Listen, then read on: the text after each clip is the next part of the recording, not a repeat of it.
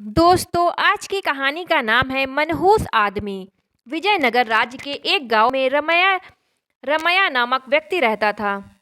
गांव के सभी लोग उसे मनहूस मानते थे। उनका मानना था कि यदि सुबह उठकर किसी ने सबसे पहले रमैया का चेहरा देख लिया तो उसे पूरे दिन भोजन नसीब नहीं होगा।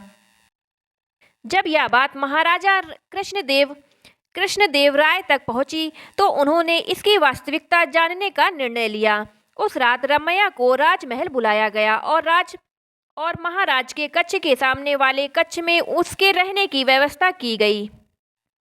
रात भर रमैया उस कक्ष में सोया। अगली सुबह महाराज कृष्णदेव सीधे रमैया के कक्ष में गए और उसका चेहरा देखा। दिन का प्रारंभ रमैया का चेहरा देखने के बाद जब महाराज को देखना था कि उनका दिन कैसा गुजरता है। उस दिन दरबार में जाने के पूर्व वे भोजन के लिए बैठे ही थे कि उन्हें तुरंत किसी आवश्यक मंत्रणा हेतु बुलवा लिया गया। वे बिना भोजन करे ही दरबार चले गए। दरबार की कार्यवाही जो प्रारंभ हुई तो देर रात तक चलती रही। दरबार की कार्यवाही समाप्त होने तक महाराज कृष्णदेव राय को जोरों की भूख लग आई थी। जब उन्हें भोजन परोसा गया तो उन्होंने देखा कि उनकी थाली पर मक्खी बैठी हुई है। उन्होंने भोजन छोड़ दिया और अपने शयन कक्ष में चले गए। कुछ देर बाद रसोइया जब पुनः भोजन बनाकर लाया तब तक उनकी भूख मर चुकी थी। वे बिना खाए ही सो गए।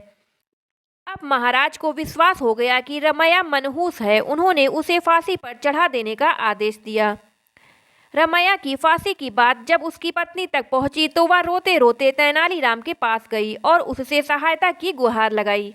तेनालीराम ने उसे आश्वासन देकर घर भिजवा दिया। अगली सुबह जब सैनिक रमैया को फांसी पर लटकाने ले जा रहे थे तो रास्ते में उनकी भेंट तेनालीराम से हुई।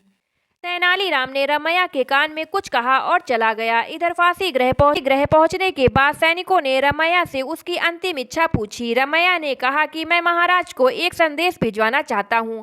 एक सैनिक द्वारा वह संदेश महाराज तक पहुंचाया गया। संदेश इस प्रकार था।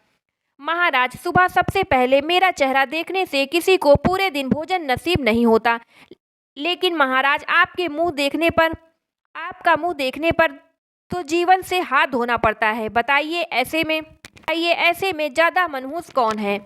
संदेश पढ़ने के बाद महाराज को अपनी अंधविश्वासी सोच पर शर्म आई। उन्होंने सैनिकों से कहकर रमैया को बुलवाया और पूछा कि उसे ऐसा संदेश भेजने का परामर्श किसने किया था। रमैया ने तेनालीराम का नाम लिया। महाराज तेनालीराम की बुद्धिमत्ता से बहुत प्रसन्न हुए। उन्होंने रमैया की फांसी की सजा निरस्त कर दी और तेनालीराम को पुरस्कृत किया। इस तरह तेनालीराम की वजह से रमैया के प्राण बच गए। सीख: अंधविश्वास से दूर रहना चाहिए। दोस्तों, कहानी अच्छी लगी हो तो वीडियो को लाइक एंड चैनल को सब्सक्राइब कर लेना।